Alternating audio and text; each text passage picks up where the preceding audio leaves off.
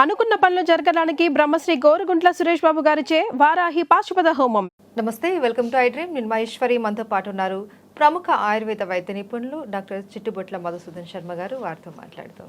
నమస్తే సార్. నమస్తే సార్, చాలామంది కిడ్నీ స్టోన్స్తో బాధపడుతూ ఉంటారు. సమ్మర్ రాగానే దాని తీవ్రతంగా ఎక్కువైపోతూ ఉంటుంది. చాలా నొప్పితో ఇబ్బంది పడిపోతూ ఉంటారు. వాళ్ళు ఎన్ని మెడిసిన్స్ వాడినా కూడా మళ్ళీ అవి రిపీట్ ఫామ్ అవుతూనే ఉంటాయి. అసలు ఎందుకు ఈ కిడ్నీ స్టోన్స్ వస్తూ ఉంటాయి చెప్తారా? కిడ్నీ స్టోన్స్ వచ్చేదానికి చాలా కారణాలు ఉంటాయమ్మా. సర్వసాధారణంగా 100% మందికి నీళ్లు తక్కువగా తాగడమ్మా. నీళ్లు తక్కువగా తాగడం వల్ల ఏం జరుగుతుందంటే దేహంలో కొన్ని రకాలైనటువంటి లవణాలు గట్టిపడతాయమ్మా.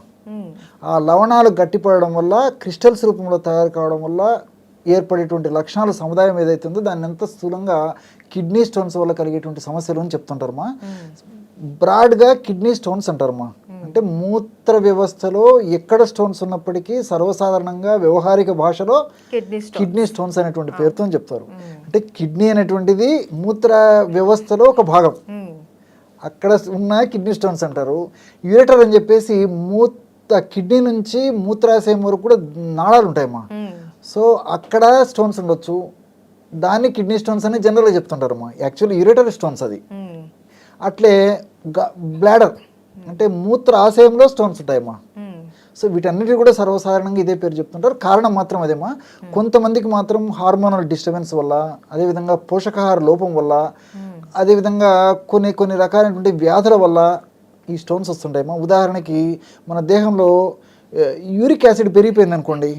యూరిక్ యాసిడ్ అనేటువంటిది ఒక రకమైనటువంటి బై ప్రోడక్ట్, వేస్ట్ ప్రోడక్ట్ అమ్మా. యూరిక్ యాసిడ్ పెరిగిపోయినప్పుడు కూడా కిడ్నీస్ స్టోన్స్ రూపంలో ప్రత్యక్షం అవుతుంటుంది. ఇలా కొంతమందిలో జరుగుతుంటుందమ్మా. కాబట్టి రకరకాలైనటువంటి కారణాలు ఉన్నప్పటికీ ఎక్కువ శాతం మందిలో తక్కువ నీరు తాగడమే ప్రధానమైనటువంటి కారణమ్మా. అది అయితే సార్, ఇది ఒక సైజుని బట్టి కూడా ట్రీట్మెంట్ ఉంటుంది అంటారు. ఒక అన్నది ఒక 8 mm 9 mm అలా ఉంటే ఓకే, నార్మల్గా తగ్గించేయచ్చు. కానీ ఎక్కువ ఉంటే సర్జరీ అనేసి అంటూ ఉంటారు. సర్జరీ కాకుండా మనకు వేరే ట్రీట్మెంట్ ఏమైనా ఉందా సార్ ఆయుర్వేదంలో? ఉన్నాయమ్మా. దీనికి ఔషధ చికిత్స, శస్త్రచికిత్స అని చెప్పేసి ఆయుర్వేద వైద్య విధానంలో కూడా వేలాది సంవత్సరాల క్రితమే మన మహర్షులు చెప్పడం జరిగిందమ్మా.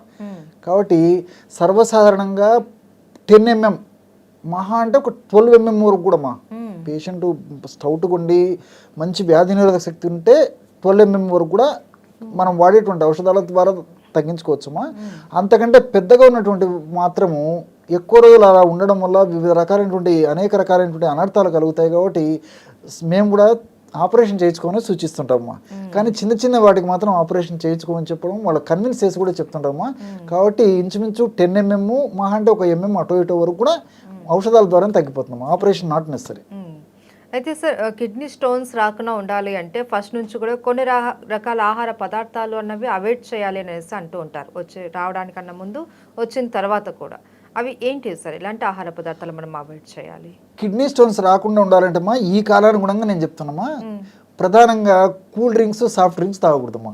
చాలా మందికి తెలియడం లేదు ఇది. ఇటువంటి ఈ పదార్థాలు ఎక్కువ సేవించే వాళ్ళలోనే ఎక్కువ వస్తున్నాయమ్మా. కాబట్టి ఎంత అవాయిడ్ చేయగలిగితే అంత ఈ యొక్క కిడ్నీ స్టోన్స్ సమస్య నుంచి బయటపడవచ్చమ్మా. వీటికి తోడు టమోటా, పాలకూర, క్యాబేజీ ఇలాంటి పదార్థాలు కూడా కిడ్నీ స్టోన్స్ టెండెన్సీ ఉన్నటువంటి వాళ్ళైతే వాడుకోకూడదమ్మా.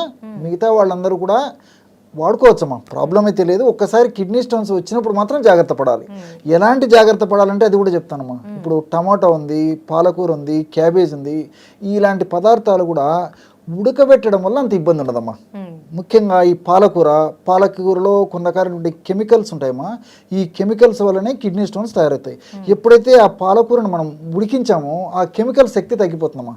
కాబట్టి చాలా మందికి దాని మీద కరెక్ట్ అభిప్రాయం లేకపోవడం చేతి ఇబ్బంది పడుతుంటారు. కానీ కాబట్టి పాలకూర కొద్ది గొప్ప ప్రమాణంలో వాడుకోవచ్చు. అదేవిధంగా ఈ యొక్క టమోటా కూడా అమ్మా, టమోటాను పచ్చి టమోటా వాడితే ఎక్కువ ఇబ్బందులు ఎదురవుతాయి. కానీ కొద్దో గొప్ప మనం ఉడకబెట్టి వాడడం కానీ, వేయించి వాడడం కానీ, ఈ విధంగా ఎప్పుడైతే మనం దాని యొక్క ఫార్మ్ మారుస్తామో పచ్చిది కాకుండా, అప్పుడు ముఖ్యంగా ఉడకబెట్టడం వల్లమ్మా, వేయించడం వల్ల కూడా ఒక్కొక్కసారి దాంట్లో ఉన్నటువంటి దోషాలు పోవు.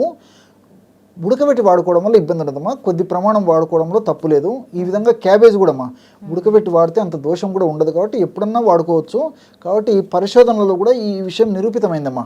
కాబట్టి సమస్య వచ్చినప్పుడు మాత్రం కొంత జాగ్రత్తగా ఉండాలి. అలా అని చెప్పేసి పూర్తి నిషిద్ధం అయితే అవసరం లేదమ్మా. సమస్య వచ్చిన తర్వాత తగ్గిపోయిన తర్వాత ఉడకబెట్టినటువంటి రూపంలో పాలకూర కానీ, టమోటా కానీ, క్యాబేజ్ కానీ ఇలాంటివి వాడుకోవచ్చు. కానీ సమస్య రాకపోతే వాడుకోవచ్చమ్మా. దానికోసం అని చెప్పేసి నోరు కట్టుకోవాల్సినటువంటి అవసరం అయితే లేదమ్మా. ఈ కూల్ డ్రింక్స్ మాత్రం దెబ్బతీస్తాయమ్మా. అయితే సార్ ఈ కిడ్నీ స్టోన్స్ని మీరు చెప్పినట్లు 10 mm లోపల ఉన్నప్పుడు మనం తగ్గించుకోవచ్చు అని అంటున్నారు కదా న్యాచురల్గా. మనకు హోమ్ రెమెడీస్ ఏమైనా ఉన్నాయా సార్? ఉన్నాయమ్మా. దీనికి ముల్లంగి రసం చాలా అద్భుతంగా పనిచేస్తుందమ్మా. రాడిష్ అంటే తెలుసు కదా, మంచి సంవత్సరం అంతా దొరుకుతామా. తెల్లటి గడ్డలు మనకు మార్కెట్లో దొరుకుతాయి, ఫ్రెష్ గడ్డలు మనకు మార్కెట్లో దొరుకుతాయమ్మా. ముల్లంగి గడ్డలు తెచ్చుకొని బాగా శుభ్రం చేసేసి చిన్న చిన్న పీసెస్ చేసేసి రసం తీసుకోవాలమ్మా. దంచేసి కానీ మిక్సీలో వేసి కానీ రసం తీసుకొని ఫర్ ఎగ్జాంపుల్ ఒక 25 ml to 30 ml ఆ రసం తీసుకొని అందులో 1 గ్రాము బార్లీ గింజలు వేయించి చేసినటువంటి పౌడర్ అందులో కలిపేసేయాలమ్మా. కలిపేసి అవసరమైతే తాగడం కొంచెం ఇబ్బందిగా ఉంటే ఇంత తేనె కలుపుకోవచ్చు, అలాగే తాగగలిగితే అలాగే తీసుకోవచ్చు. ఇలా రోజు ఒక్కసారి ఈ ముల్లంగి గడ్డలని ఈ రూపంలో వాడుకోవడం వల్ల చాలా త్వరగా శీఘ్రంగా సమర్థవంతంగా వెంటనే తగ్గేందుకు ఈ ముల్లంగిలో ఉన్నటువంటి బార్లీలో ఉన్నటువంటి రసాయన పదార్థాలు ఉపయోగపడతాయమ్మా. సో నేను చెప్పినట్లు ఒక స్టేజీలో ఉన్నటువంటి రాళ్ళ సైజును తగ్గించేందుకు ఇవి చాలా అద్భుతంగా పనిచేస్తాయమ్మా. రోజు ఉదయం పూట ఆ విధంగా చేస్తూ సాయంత్రం పూట ఏం చేయాలంటేమా ఈ ఉల్లిగడ్డ రసం, ఆనియన్, ప్యాజు, ఎర్రగడ్డలు ఒక్కొక్క ప్రాంతంలో ఒక్కొక్క పేరుతో పిలుస్తుంటారు. చాలా సులువు అమ్మ, మన ఇళ్ళల్లో సంవత్సరం అంతా ఉండేటువంటిది. ఉల్లిగడ్డను క్రష్ చేసేసి ఒక 5 to 10 ml ఈ రసం తీసుకొని అందులో ఒక పించ్ ఆఫ్ ఎలాచి పౌడర్ కలిపేసేసి సాయంత్రం పూట తేనె కూడా కలుపుకోవచ్చు అవసరమైతే. సాయంత్రం పూట ఆ విధంగా తీసుకోవాలి. ఉదయం పూట ముల్లంగి రసము, సాయంత్రం పూట ఆనియన్ రసం. ఈ విధంగా కొన్నాళ్ళ పాటు వాడుతూ మరి నేను చెప్పినట్లు ఈ కూల్ డ్రింక్స్ మానేసేయాలి.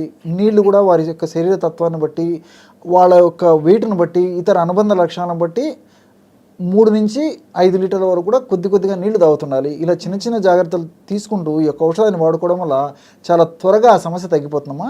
రెండవది ఏంటంటే ఈ ఆయుర్వేద మందుల యొక్క ప్రకృతి ప్రసాదించినటువంటి ఔషధాల యొక్క ప్రత్యేకత ఏంటంటే సమస్య తగ్గిపోయిన తర్వాత యూరినరీ స్టోన్స్ మళ్ళా రాకుండా కూడా దీర్ఘకాలం పాటు మన దేహంలో వీటి యొక్క ఔషధ ప్రభావాలు సదా మనల్ని కాపాడుతుంటాయి. కాబట్టి మనం ఒక్కసారి వాడి ఔషధం ఆ యొక్క సమస్యను తగ్గించుకున్న తర్వాత కూడా దీర్ఘకాలం పాటు కూడా ఆ యొక్క సమస్య నుంచి మనం రక్షించేందుకు ఈ యొక్క ఔషధాలు ఉపయోగపడతాయమ్మా. అన్ని సైడ్ బెనిఫిట్స్ ఉంటాయి, సైడ్ ఎఫెక్ట్స్ ఉండవు కాబట్టి క్షేమదాయకంగా వాడుకోవచ్చమ్మా. అయితే ఆయుర్వేదంలో ఏదైనా మెడిసిన్ ఉందా సార్? ఆయుర్వేదంలో కూడా చాలా చక్కటి ఔషధాలు ఉన్నాయమ్మా. గోక్షాది గుగ్గులు అని చెప్పేసి, అదేవిధంగా చందనాసం అని చెప్పేసి, పునర్నవాది గుగ్గులు అని చెప్పేసి ఇలాంటి అనేక రకాలైనటువంటి ఔషధాలు ఉన్నాయమ్మా. అదేవిధంగా ఈ కొండపిండి వేళ్లతో తయారు చేసినటువంటి కొండపిండి చెట్టును ఉపయోగించి తయారు చేసినటువంటి మెడిసిన్స్ కూడా ఉన్నాయమ్మా. ఇవన్నీ కూడా ఏంటంటే వాళ్ళకే వాడడం క్షేమదాయకం కాదు, ఆరోగ్యదాయకం కాదు, ఆమోదయోగ్యదాయకం కూడా కాదు. కాబట్టి డాక్టర్ల పర్యవేక్షణలో ఇలాంటి ఔషధాలు వాడుకోవడం మంచిదమ్మా. కొన్ని రస ఔషధాలు, అదేవిధంగా కొన్ని పవర్ఫుల్ శక్తివంతమైనటువంటి ఔషధాలను కూడా శుద్ధి చేసి వాడవలసినటువంటి పరిస్థితి ఉంటుందమ్మా. అలాంటి ఔషధాలు ఇప్పుడు ఫర్ ఎగ్జాంపుల్ యాక్చువల్లీ ఇప్పుడు నేను చెప్పబోయేది యునాని ఔషధమైన ఆయుర్వేద వైద్య విధానంలో ఉపయోగిస్తారమ్మా. హజరుల్ యాహుద్ భస్మ అని చెప్పేసి ఒక రకమైనటువంటి రాయి నుంచి తయారు చేస్తారు. అదేవిధంగా శిలాజిత్ భస్మ, ఇలాంటివన్నీ వాళ్ళు మాత్రం వాడుకోకూడదమ్మా. కాబట్టి డాక్టర్ పర్యవేక్షణలో ఆ యొక్క ఔషధాలు వాడుకోవాలా. చాలా సమర్థవంతమైనటువంటి ఔషధాలే, కానీ ఆ యొక్క శరీర ప్రకృతిని బట్టి, ఆ యొక్క రాయి యొక్క సైజును బట్టి, ఇతర అనుబంధ లక్షణాలను బట్టి చక్కటి ఔషధాన్ని ఎంపిక చేసి వైద్యులు నిర్ణయించి ఆ యొక్క ఔషధాన్ని వాడుకుంటే సమూలంగా తగ్గిపోతుందమ్మా. మరలా ఈ యొక్క సమస్య రాకుండా కూడా ఆయుర్వేద ఔషధాలు సదా ఉపయోగపడతాయమ్మా. కానీ ఇంట్లో ఉండేటువంటి వంటింటి దినుసులు అయితే మనం స్వతహాగా వాడుకోవచ్చు. కానీ ఇలాంటి ముఖ్యంగా నేను చెప్పినటువంటి ఇలాంటి ఆయుర్వేద ఔషధాలు మాత్రం వైద్యుల పర్యవేక్షణలో వాడుకోవడం మంచిదమ్మా. Thank you so much sir. నమస్తే.